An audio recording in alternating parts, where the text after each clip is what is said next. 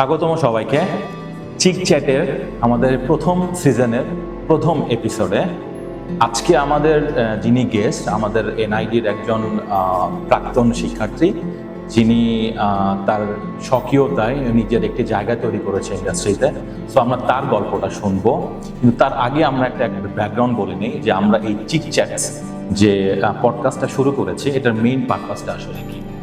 Out of the blue আমাদের এই আইডিয়াটা আসলে আসে যে as a institute, as a fashion institute or as a design institute to do something very much exceptional thing, যেটা আমাদেরকে পরবর্তীতে হয়তো একটা গাইডলাইন দিবে, একটা ট্র্যাক রেকর্ড দিবে এবং একটা ডাটাও থাকবে আসলে, যে আমাদের এই চিক চ্যাটের মাধ্যমে আমরা আমাদের প্রাক্তন স্টুডেন্টদেরকে একটা ডাটা প্রোফাইল দিতে পারবো, যেটার স্টোরি এটা আমরা আমাদের পরবর্তীতে কারেন্ট এবং ফিউচার যারা স্টুডেন্টস হবে এদেরকে একটা গাইডলাইন দেবে। এবং এটার মেইন পারপাসটা আসলে কি, মেইন পারপাসটা আসলে যারা ইন্ডাস্ট্রিতে অলরেডি সফল এবং যারা ইন্ডাস্ট্রিতে অলরেডি লিড করতেছে, প্রফেশনাল ফিল্ডে অনেক ভালোভাবে কাজ করতেছে, এদের জার্নিটা শোনা, এদের গল্পটা শোনা। আমাদের একটা গ্যাপ সবসময় আমি ফিল করি, আমি পার্সোনালি দীর্ঘদিন প্রায় 17 বছর ধরে আরএমডি ইন্ডাস্ট্রিতে কাজ করছি। বাট আসলে আমাদের গল্পটা কি, আমরা কিভাবে 17 বছর এই ইন্ডাস্ট্রিতে সার্ভাইভ অলরেডি করে ফেলেছি, এই জিনিসগুলো আসলে আমরা কোনোদিন কাউকে বলি না, বা আমাদের কাছে কোনোদিন কেউ জিজ্ঞাসাও করে না। কিন্তু এটা আসলে জানা উচিত যে আসলে আমাদের জার্নিটা কি এবং how we survive, what kind of techniques and what kind of প্রতিকূল পরিবেশ থেকে আমরা আসলে এখান থেকে বের হয়ে এসে একটা জায়গায় আসলে আমরা দাঁড়াই আছি। তো এই জিনিসগুলো নিয়ে আসলে আমাদের এই পডকাস্টের মেইন কন্টেন্ট, এবং এটা খুবই ক্যাজুয়ালভাবে আমরা শুরু করতেছি, এটার জন্য কোনো প্রফেশনাল অ্যাপ্রোচে আমরা যাচ্ছি না। অ্যান্ড আমাদের যে guest and as a host, আমি মোহাম্মদ সামিউল ইসলাম, আমি এই পডকাস্টটা হোস্ট করব, এবং আমাদের যে গেস্ট লাকি আহমেদ, ওনার কাছ থেকে আমরা আসলে জানবো ওনার গল্পটা কি। হাই, আমি লাকি আহমেদ। আমি গ্র্যাজুয়েশন করেছি ন্যাশনাল ইনস্টিটিউট অফ ডিজাইন থেকে। আমি রিসেন্টলি আমার ডিপ্লোমা কোর্স কমপ্লিট করেছি এখান থেকে, এবং পাশাপাশি আমি আমার ওন ফ্যাশন হাউস একটা লঞ্চ করেছি, এটার নাম লাকিস কাউন্টার। সো আমি খুবই হ্যাপি আজকে এখানে এসে এইভাবে যে প্রেজেন্ট করতে পারছি, এই জন্য থ্যাংক ইউ স্যার আমাকে থ্যাংক ইউ সুযোগটা করে দেওয়ার জন্য। আচ্ছা, প্রথমে আসলে আমি জানতে চাই যে আপনার ব্যাকগ্রাউন্ড, মানে আপনি কোত্থেকে আসছেন, ঢাকাতে না ঢাকার বাইরে? আমার জন্ম ঢাকাতেই, আমি মোহাম্মদপুরেই থাকি, বড় হয়েছি। এনআইডির সাথে আপনার জার্নিটা কিভাবে শুরু? এর সাথে আমার জার্নিটা হয়েছে লাস্ট 2 ইয়ার্স আগে, এবং সেটা হয়েছে সোশ্যাল মিডিয়ার মাধ্যমে। আচ্ছা, ফেসবুকে আমি দেখেছিলাম, ফ্যামিলিতে জানাতো, কারণ আমার ছোট থেকেই ছিল ফ্যাশন ইন্টারেস্ট ছিল, তো ফ্যামিলি বললো ঠিক আছে। আমি যখন ফেসবুকে দেখেছি তখন আমি ফ্যামিলিকে বললাম, এবং আমার ফ্যামিলি আসলো, আমাকে এখানে। তো আপনি এখানে তাহলে ডিপ্লোমাতে ভর্তি হলেন? ডিপ্লোমাতে ভর্তি হলেন, ওকে।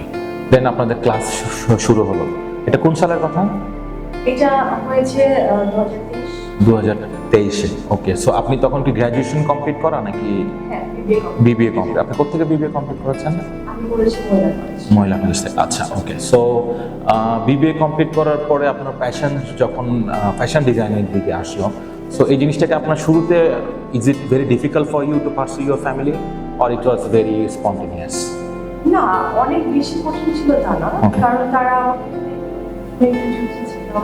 এবং সবকিছু ছোটখাটো আমার ড্রেস বলেন সবকিছু আমি একটু ডিফারেন্ট ওয়েতে বানাতে পছন্দ করতাম, এবং ছিল ফ্যাশনের প্রতি আর্ট করতাম, ড্রেসগুলো আমি একটু ডিফারেন্ট করে টেলারিং করতাম। যখন আমার গ্র্যাজুয়েশন কমপ্লিট হলো তখন আমি বললো যে না, আমি শিখতে চাই। তারপর এনআইডির সাথে আমার স্টার্টিং জার্নি।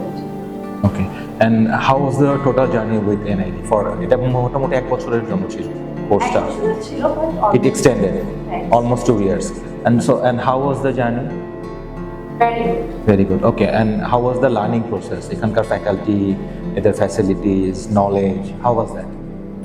এক কথায় বলবো অসাধারণ, কারণ প্রত্যেকটা ফ্যাকাল্টি খুবই ফ্রেন্ডলি। অ্যাজ এ ফ্রেন্ড আমি বলবো না তারা আমাদের টিচার, আমাদের সাথে তারা টিচাররা লাইক ফ্রেন্ডের মতো আমাদের সাথে করে, আমাদের ক্লাসগুলো এমন ভাবে করে মনে হয় যে আমরা ক্লাসে আসি।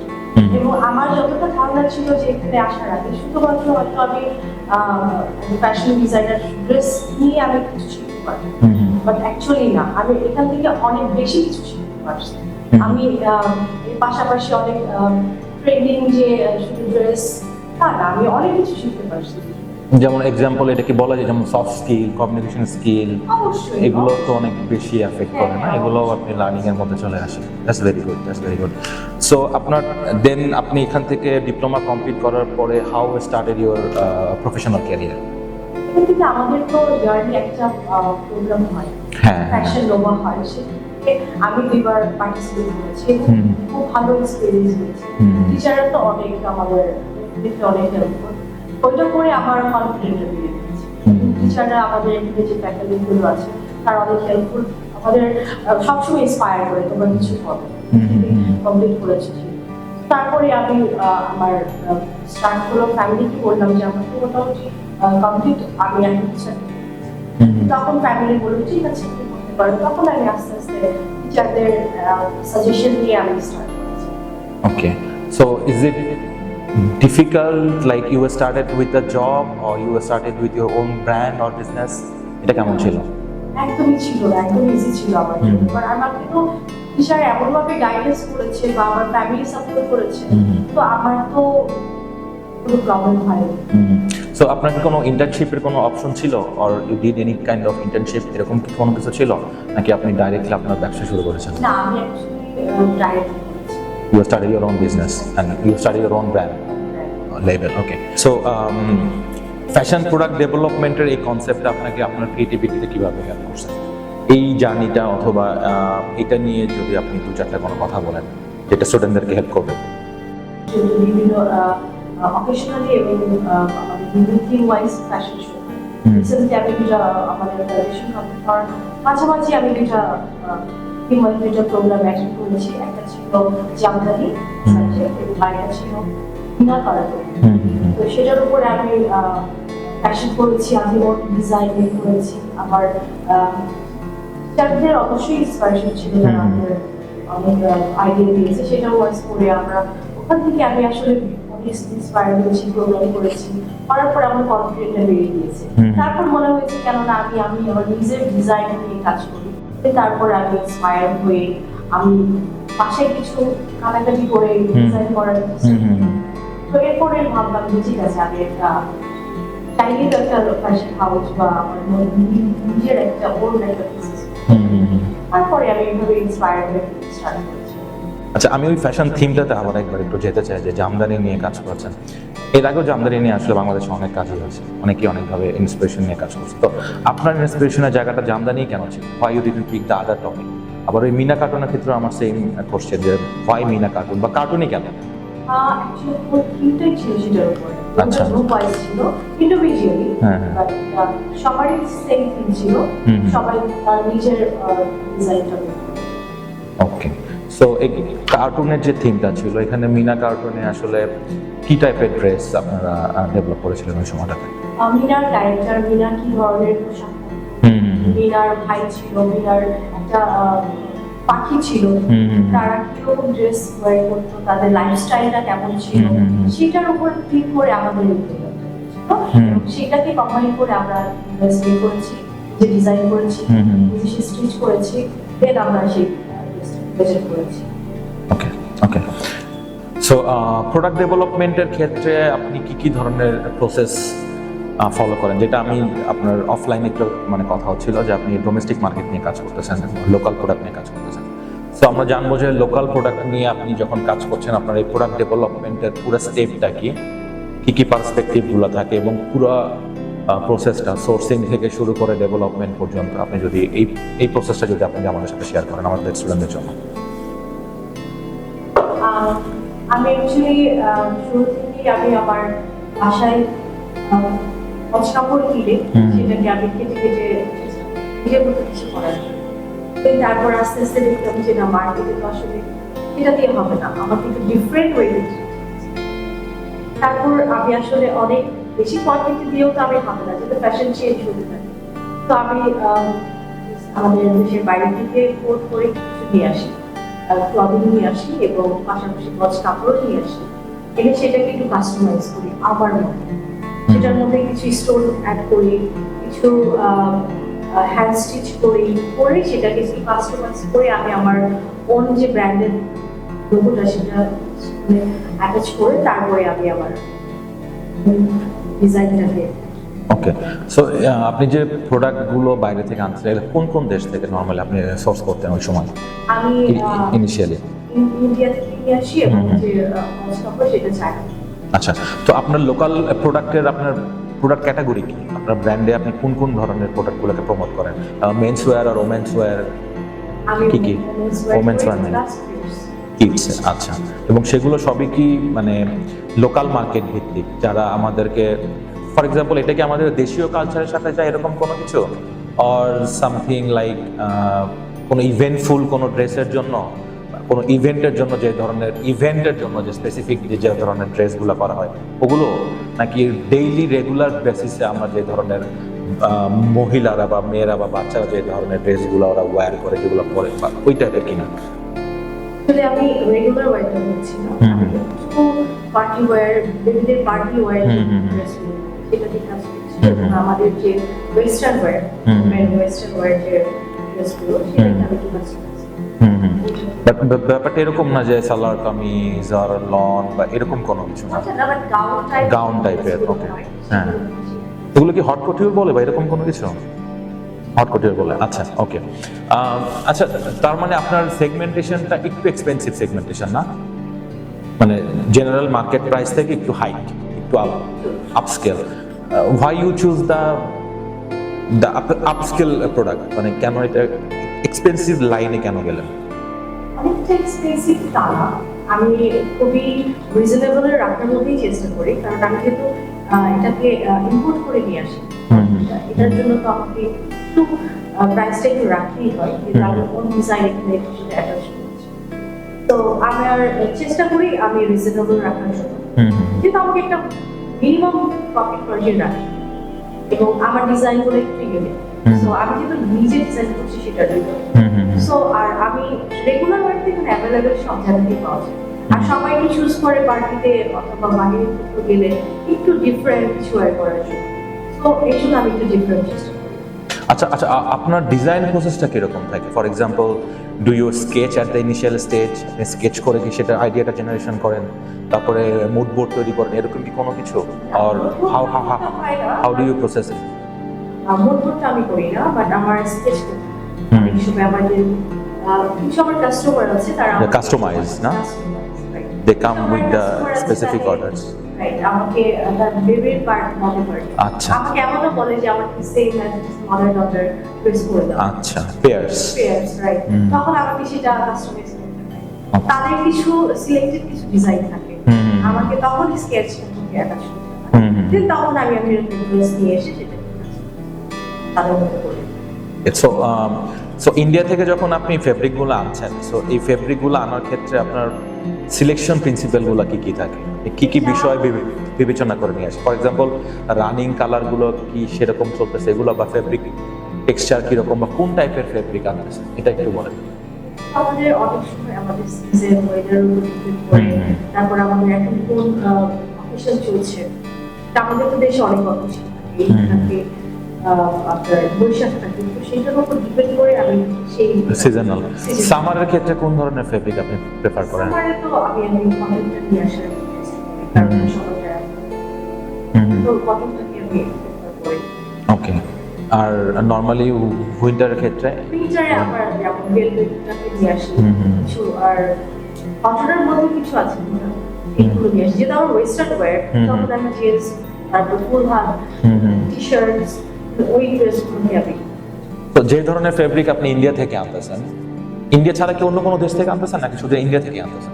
ইন্ডিয়া, চায়না থেকে আনতেছেন। তো এই চায়না, আমি জানি যে চায়না থেকে যে ফেব্রিকগুলো আমরা পাচ্ছি, নর্মালি ফেব্রিকগুলো বাংলাদেশে অত সহজে অ্যাভেলেবল না। But what about the Indian fabric? ওই একই টাইপের ফেব্রিক কি বাংলাদেশে মানে প্রডিউস হয় কিনা, বা বেশি এক্সপেন্সিভ কিনা? হয়, বাট আমার জানা আমি তবে আমার অনলাইনে অর্ডার করে দিই। শিপমেন্ট করে দেয়। Okay, so it's easy to get না, তো সাপ্লাই চেইন খুব ইজি আপনার আমার জন্য, সেটাই ইজি হয়ে যাচ্ছে। ওকে ওকে, সো আপনার এই ফেব্রিকগুলো যখন আসতেছে বাংলাদেশে আসার পরে ফেব্রিক কি কোনো ধরনের চেকিং করতে হয় আপনাদের? আপনি কোনো চেক থ্রু প্রসেসের মধ্যে দিয়ে যান কিনা, বা নাকি ফেব্রিকগুলো যেভাবে আসতেছে জাস্ট আপনি কাটিং করে যান? আপনার তো তাহলে কাটিং টিম আছে, you have a cutting man যে কাটিং স্যাম্পল কাটতেছে, বা কাটিং ম্যানেজার আছে। সো এই প্রসেসটা কি, ফেব্রিকটা আসার পরে ওরা কি করতেছে টিমে? এটা তো আমাকে একজন চেক করে নিয়ে আসি, আসার পর যেটা চেক করা হয়, চেক করা হয় আমার ম্যানেজার আছে, আমার টেলার আছে, আমি যেভাবে বলে দিই ডিজাইনটা, ওরা সেভাবেই কাজ করে। সো ইন টোটাল তাহলে আপনার এই ব্র্যান্ডটাতে কতজন লোক কাজ করতেছে আপনার টিমে? 10 থেকে 12 জন। আচ্ছা, তার মধ্যে সেগ্রিগেশন যদি করতে বলি, ফর এক্সাম্পল কাটিং এ কতজন, সুইং এ কতজন, এরকম করে কতজন আছে তাহলে? আমার সুইং এ 4 জন আছে, কাটিং এ 2 জন আছে, তারপর ম্যানেজার আছে, এবং আমার ডেলিভারি ম্যান আছে, ওকে, যারা আমার ড্রেসগুলো ডেলিভারি করে। আচ্ছা ওকে। সো আপনি অনলাইনে তাহলে অনলাইনে আপনি ফেব্রিকটা অর্ডার দিচ্ছেন, ফেব্রিকগুলো আসতেছে, then you can have a check and then you go for the cutting. Okay okay, so তারপর আপনার যেহেতু আপনার স্কেচ আছে, ওইটার উপর ভিত্তি করে আপনি ডিজাইন ডেভেলপ করার মাধ্যমে আপনি আলটিমেটলি সুইংয়ে চলে যাচ্ছেন। কাস্টমাইজ যদি থাকে কাস্টমাইজ, অথবা আপনি র্যান্ডমলি করতেছেন কিছু কোয়ান্টিটি। ওকে ওকে, আর এই যে পুরো প্রসেসটাতে আপনার সবচেয়ে স্ট্রাগল পয়েন্ট কোনটা থাকে? ফর এক্সাম্পল কোনটাতে বেশি সময় যায়, অথবা আমি বলবো মানে কোন পয়েন্টটাতে আপনার মনে হয় যে এখানে আমার আরো বেশি এফোর্ট দেওয়া উচিত, বা স্ট্রাগলিং পয়েন্টটা কোন জায়গায়? সেটা কি ফেব্রিক সাপ্লায়ার বের করা, নাকি বাংলাদেশে আপনার টিম ম্যানেজ করা? কোনটা বেশি টাফ মনে হয়, নাকি দুটাই একদম স্মুথ? দুটাই স্মুথ, বাট আমার সাথে যেটা প্রবলেম হয় সেটা হলো আমি সাপোজ একটা ফেব্রিক নিয়ে আসছি, অর্ডার আসছে, বাট সবসময় তো সেম ফেব্রিকে অনেক বেশি অর্ডার আসে, সেটা কাস্টমার ডিমান্ড। সো সামটাইমস এটাতে প্রবলেম হয়ে যায়, ফেব্রিক স্পেয়ার থেকে যায়, আবার কিছু কিছু আবার বেশি লাগে, তখন আমি দিতে পারি না। এটা ডিফারেন্স। হ্যাঁ।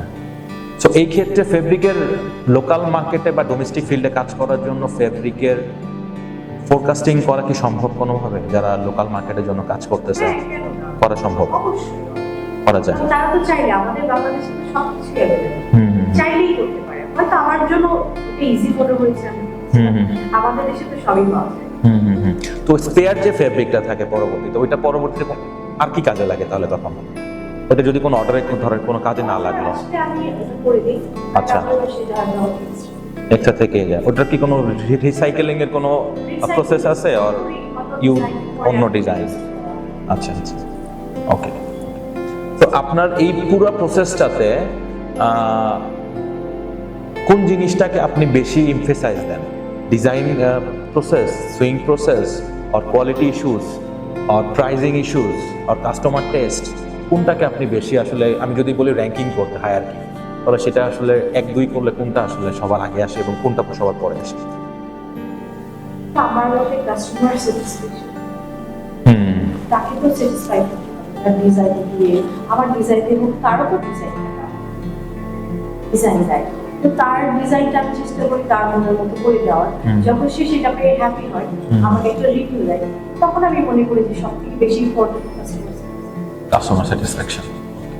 তো অ্যান্ড আপনার কাস্টমার স্যাটিসফ্যাকশনের কোনো review, what is the best review you got from your customer? Maximum সময় ইনপুট কালেকশনস। তো কাস্টমার রিভিউর ক্ষেত্রে আপনার বেস্ট এক্সপ্রেশন কোনটা, or what is the best customer review you got? Best collections. Best collections maximum সময় এটাই বলা হয়, ফোন করে বলে। ওকে। আচ্ছা, আমরা একটু ফাইন্যান্সিয়াল পার্টটা জানতে চাই যে আপনার how is the profit, like আপনি আপনার এক্সপেন্স কীরকম? আপনার এক্স্যাক্ট অ্যামাউন্ট বলতে হবে না, আপনি জাস্ট শুধু আপনার টোটাল এক্সপেন্স বলবেন। ফর এক্সাম্পল, আপনার যতগুলো এমপ্লয়ি আছে এদেরকে বেতন দিয়ে, আপনার শোরুম ভাড়া দিয়ে একটা অ্যামাউন্ট আপনি বলতে পারেন, টেন্টেটিভ, এক্স্যাক্ট বলতে হবে না, আপনি টেন্টেটিভ একটা অ্যামাউন্ট বলতে পারেন। তারপরে আপনার সেল কীরকম হয়, কোন টাইমে সবচেয়ে বেশি সেল হয়, কোন টাইমে সেল একটু কম থাকে, এগুলো যদি একটু শেয়ার করেন। যারা এন্টারপ্রেনার হতে চায় পরবর্তীতে, অথবা যারা নিজের ব্র্যান্ড ডেভেলপ করতে চায়, ওদের জন্য হয়তো একটু সুবিধা হবে। শুরুর দিকে আমার তো ছোটখাটো ব্র্যান্ড ছিল, স্টার্ট করেছি তখন খুবই অল্প অ্যামাউন্ট নিয়ে স্টার্ট করেছি। আর যেহেতু এখন আমার স্টাফ বেড়ে গেছে, আমার খরচ পার মান্থ আমার খরচ যার 9 লাখ সবার সহ বেতন সহ আমার বেতন সহ আপনার 10-12 জন যারা এমপ্লয়ি আছে সবার সহ 2 লাখ। এটা শুধু এমপ্লয়ি পারপাস। আচ্ছা, এরপরে তো আদার্স মেইনটেনেন্স আছে, ভাড়া আছে, ওগুলোতে কত আসতেছে, কত লাগতেছে? এটা নিয়ে সব সহই কিছু নিয়ে আমার আপনার শোরুম ভাড়া সহ? শোরুম ভাড়া সহ। ওকে, ইলেকট্রিসিটি বিল এগুলো সব সহ না, including 2 lakhs? Okay, and so can you tell me please, like what was the highest income you got amount? আমার ঈদের মধ্যে সেল হয়েছে হ্যাঁ। অলমোস্ট 10 লাখ। 10 লাখ টাকা। সো 10 লাখ টাকা থেকে আপনি 2 লাখ টাকা বাদ দিলে মোটামুটি 8 লাখ টাকা আপনি ঘরে নিয়ে যেতে পারছেন। ওকে, গ্রেট। সো এই দুইটা ঈদে আপনার সবচেয়ে বেশি সেল হচ্ছে। And what about the other festivals, for example হয়তো পূজা আসতেছে বা হয়তো বৈশাখ আসতেছে, হ্যাঁ, ওগুলোতে কিরকম সেল হয়? ওগুলো তো ভালো হয়, বাট সবচেয়ে বেশি হিট করে আমার ঈদে। আচ্ছা, সবচেয়ে লোয়েস্ট পয়েন্ট কখন হয়? সবচেয়ে লোয়েস্ট ইনকাম কত আপনার? সবথেকে lowest 50,000. So that was the lost time. এটা কতদিনের জন্য হয় নরমালি, বা 1 মাসের জন্য? বলা যায় না, ডিপেন্ডস। 15 দিনও হতে পারে, হ্যাঁ, আবার হ্যাঁ।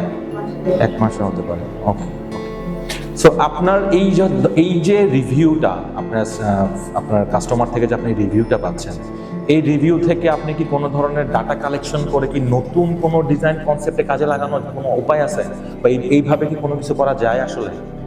যেমন ধরেন কাস্টমাররা যদি কোনো রিভিউ দেয়, কিছু কাস্টমার আছে আপনাকে হয়তো একটা ফ্ল্যাট রিভিউ দিবে যে হ্যাঁ আপনার গুডসগুলো ভালো, কোয়ালিটি ভালো। আবার কিছু কাস্টমার আছে যারা হয়তো ইন ডিটেলস আপনাকে হয়তো কোনো একটা ডিজাইন কনসেপ্টই হয়তো বলে দিবে। So do you take that idea for yourself? Okay, okay, in future যাতে ওটা পরবর্তীতে কাজে লাগানো যায়। Okay, okay, that's great, that's great. একটা কাট করি আমরা।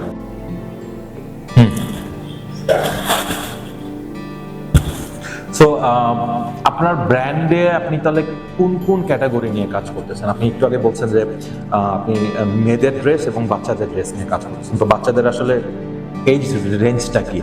কত বছর থেকে বাচ্চাদের ছেলে বা মেয়ে বোধ কাজ করতেছেন? এবং মহিলাদের ক্ষেত্রে কোন এজ, অল এজ, অথবা আপনি কোন কোন ক্যাটাগরিতে মহিলাদের নিয়ে কাজ করতেছেন, মানে মেয়েদের নিয়ে কাজ করতেছেন, কোন কোন ড্রেস নিয়ে কাজ করতেছেন?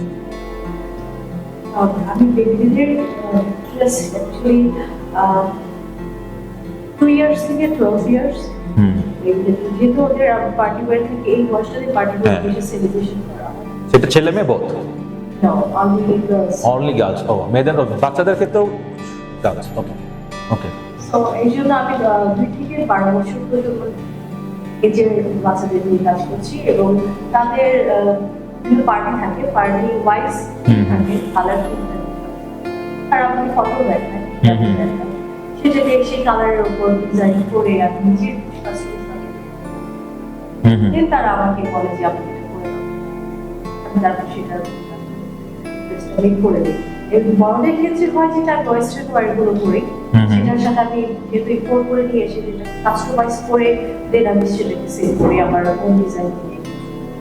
আর পার্টি ওয়্যারগুলো করি, গাউন, লং গাউন, যেটা ইত্যাদি গাউন, এই টাইপের ড্রেসগুলো ক্যারি করি। এটা টিনেজার্স থেকে মধ্যবয়সী সবাই ওয়ার করতে পারে। আচ্ছা, ওকে।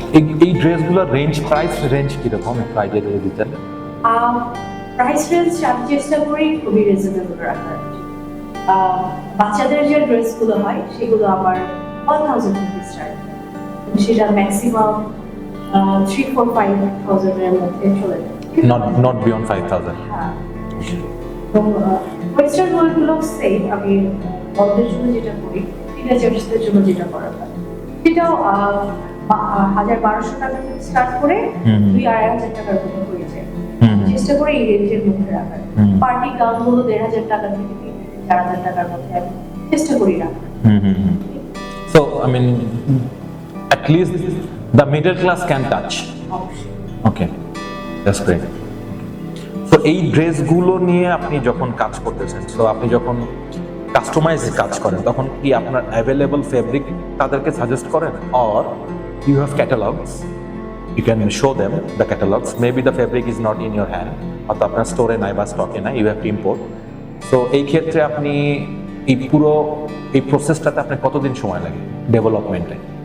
যদি আপনার ফেব্রিক রেডি থাকে তাহলে আপনার সময় কম লাগতেছে, ইউ ক্যান ইমিডিয়েটলি আপনার স্কেচ ডেভেলপমেন্ট করার পরে আপনি হয়তো কাটিংয়ে চলে যেতে পারবেন। যদি ফেব্রিক স্টকে না থাকে তাহলে এই দুইটার ক্ষেত্রে আপনার টাইমিং ডিফারেন্সটা কতখানি?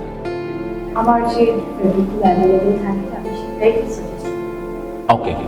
এবং আমার যে ফেব্রিকগুলো থাকে সেই ড্রেসগুলোই আমি আমার শোরুমে করে রাখি। এবং সেটা যদি তারা চুজ করে নেয় শোরুম থেকে, তারা যদি কাস্টমাইজ করে সাইজ কাস্টমাইজ করতে যায়, সেক্ষেত্রে আমি যেটা করি 1 week to 10 days টাইম নিই, তারপরে এটা আমি মেক করি।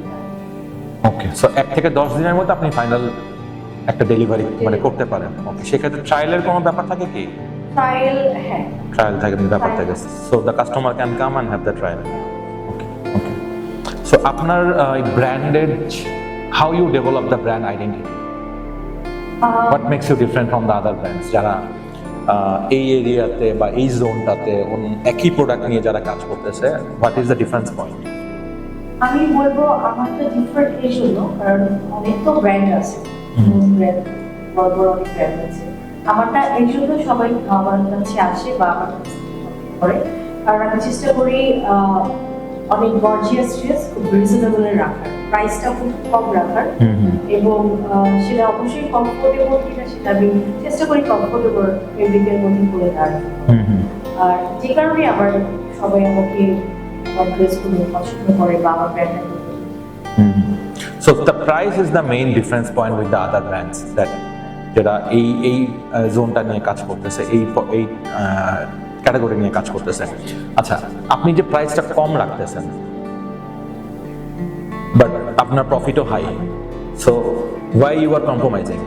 কোন পয়েন্টে আপনি আসলে কম্প্রোমাইজ করতেছেন? কম্প্রোমাইজ ইন দ্য সেন্স, আপনি কি লাভ কম করতেছেন এই কারণে আপনি প্রাইস কম রাখতে পারতেছেন, নাকি আপনার প্রোডাক্ট কোয়ালিটি অনুযায়ী আপনার প্রাইসটা ঠিকই আছে and the customer can willingly to pay the price? So কোনটা আসলে? অ্যাকচুয়ালি আমি তো চাচ্ছি আমার ড্রেসটাকে সবাই যেন ওয়েট করতে পারে, খুবই কম রিজনেবল প্রাইসের মধ্যে। কারণ একটু প্রাইসটা হাই হয়ে গেলে সবাই এফোর্ড করতে পারবে না।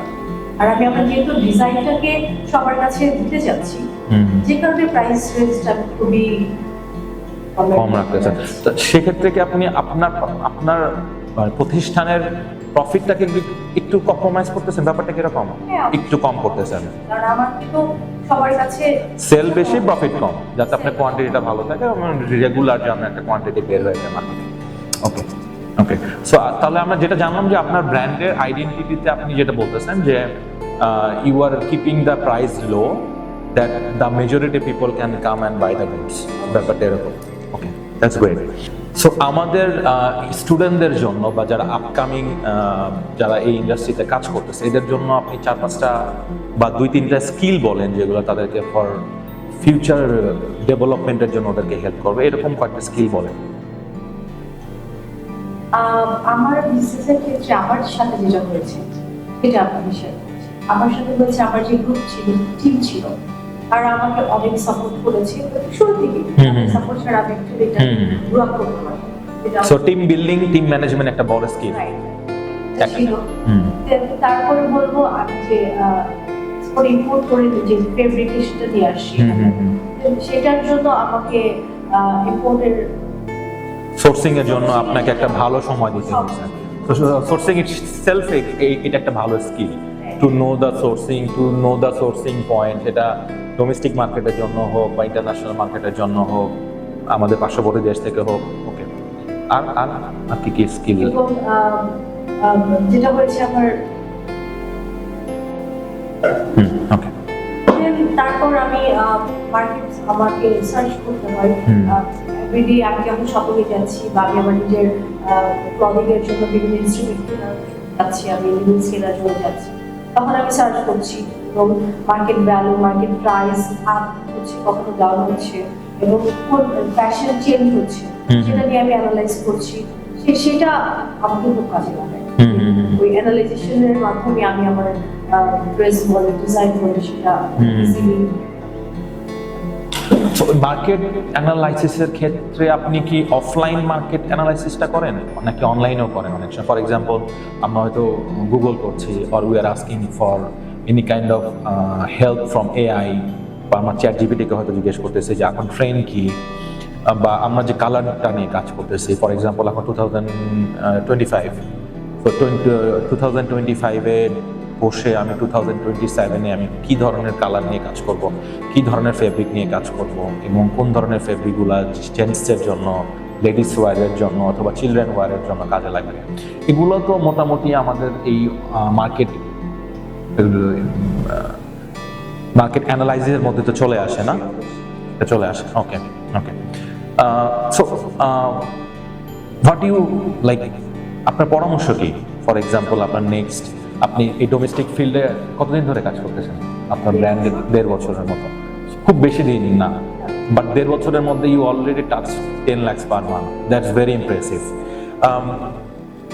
আপনার চ্যালেঞ্জের জায়গাটা কোথায়? আপনি কি চেঞ্জ করতে চান, or any kind of suggestion, বা আপনার মনে হয় যে আপনার কাজ করতে গেলে আপনার কোন পয়েন্টে আপনি স্ট্রাগল ফিল করেন? এই মুহূর্তে আমি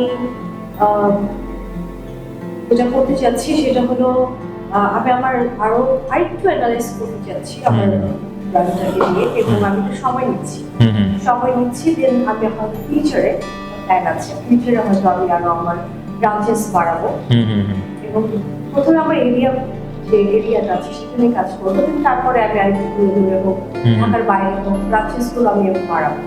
কারণ এই মুহূর্তে পারছি না, কারণ আমার আরেকটু মনে হচ্ছে যে আমাকে আরেকটু হবে বা আরেকটু সময় দিতে হবে, অ্যানালাইজ করা উচিত। আপনার টোটাল, আপনার পার্সোনাল ব্র্যান্ডের, আপনার ব্র্যান্ডের জন্য কাস্টমার কোয়ান্টিটি কিরকম? Like how many customers are frequently buying from you? আমার পার মান্থ যদি বলি, আমার তো মিনিমাম, তো যেহেতু আমি অনলাইন ছিলাম, এখন ফিজিক্যাল স্টোর দিয়েছি, প্রথম দিকের থেকে এখন আমার যেটা হয় মিনিমাম 30-40 কাস্টমার্স আমার রেগুলার হয়ে গেছে, আর আমার সবসময় আমার কাছ থেকে শপিং করছে, এবং তার যে ডিজাইন লাগছে সেগুলো অফিসিয়ালি আমার কাছে পেক করে দিচ্ছে। সো আমি ট্রাই করি তাদেরকে তাদের চয়েস ওয়াইজ করে দিতে। আচ্ছা, আমরা আপনার লোয়েস্ট ইনকাম জানলাম, আবার হাইয়েস্ট ইনকাম জানলাম। What is the average point? Average কত থাকে ঈদ ছাড়া? 2 to 3 lakhs। 2 to 3 lakh. So at least আপনার অফিস খরচটা উঠে যায়, লাইক আপনার শোরুমের খরচ, প্রফিটও থাকে, মিনিমাম একটা প্রফিট থাকে। That's great. আপনার কোনো নতুন কোনো প্রজেক্ট আছে কিনা other than expanding your branches? শুধু ব্রাঞ্চ ছাড়া আর কোনো প্রোডাক্ট ক্যাটাগরি, নতুন কোনো প্রোডাক্ট ক্যাটাগরি লঞ্চ করতে চান কিনা? আপনি যখন এখন হট কাটিং নিয়ে বা পার্টি ওয়্যার নিয়ে কাজ করতেছেন, এটার বাইরে আর অন্য কোনো কিছু টাচ করতে চান কিনা? আমার রিসেন্টলি মাথায় আরেকটা প্ল্যান হচ্ছে, যেটা হলো আমাদের দেশে জামদানি। তো এটা আমার প্ল্যান হচ্ছে যে আমি জামদানিটাকে নিয়ে ফ্যাক্টরি থেকে নিয়ে এসে আমি কাস্টমাইজ করতে পারি, আমার হ্যাপি করা। তো আমার প্ল্যান আছে নেক্সট ইয়ার আমি জামদানি নিয়ে কাজ করবো, কারণ এটারে জামদানিটা খুব ভাইরাল আছে, যেটা দেখছি সবাই খুব পছন্দ করছে, এবং আমি নিজেও জামদানি। সো আমি নেক্সট আমার ইচ্ছা আছে জামদানিটাকে নিয়ে একটু কাজ করা, কাস্টমাইজ করে, যদি পসিবল হয় আমাদের যে ফ্যাকাল্টি আছে আমাদের ইউনিভার্সিটি তাদেরও হেল্প নিব, কারণ আমি আমাদের যখন আমি স্টাডি করছিলাম তারা আমাদের জামদানির ফ্যাক্টরি ভিজিট করিয়েছিল, এবং সেটা আমার জন্য অনেক ইন্সপায়ারেশন হয়েছে, এবং অনেক মনে হয়েছে যে না আমি অনেক কিছু শিখি। সো আমার ইচ্ছা আছে নেক্সট আমি জামদানি নিয়ে কাজ করব, তো দেখি কি করা যায় নেক্সট প্ল্যানিংটা। ওকে, ঠিক আছে স্যার, কাটিং।